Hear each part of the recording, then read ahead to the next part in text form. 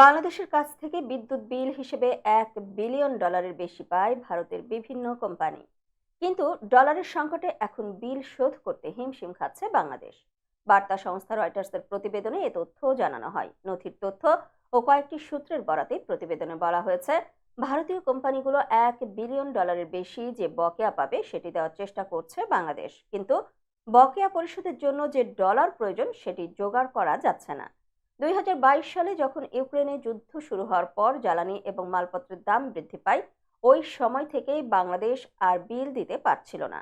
জুলাই ও আগস্টে সাবেক প্রধানমন্ত্রী শেখ হাসিনার বিরুদ্ধে যে আন্দোলন হয়েছে, তার কারণে এই সমস্যা আরও তীব্র হয়েছে। সমস্যা সমাধান ও বৈদেশিক মুদ্রার রিজার্ভের ঘাটতি মেটাতে আন্তর্জাতিক ঋণদাতাদের কাছ থেকে বাংলাদেশ এখন জরুরি ভিত্তিতে $5 বিলিয়ন ঋণ সহায়তা চাইছে।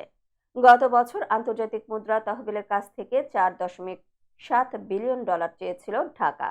বাংলাদেশ পাওয়ার ডেভেলপমেন্ট বোর্ডের একজন কর্মকর্তা শুক্রবার রয়টার্সকে বলেছেন, বকেয়া অর্থ পরিশোধের প্রচেষ্টা চলছে, কিন্তু বর্তমান ডলার সংকট প্রক্রিয়াটিকে উল্লেখযোগ্যভাবে জটিল করে তুলছে।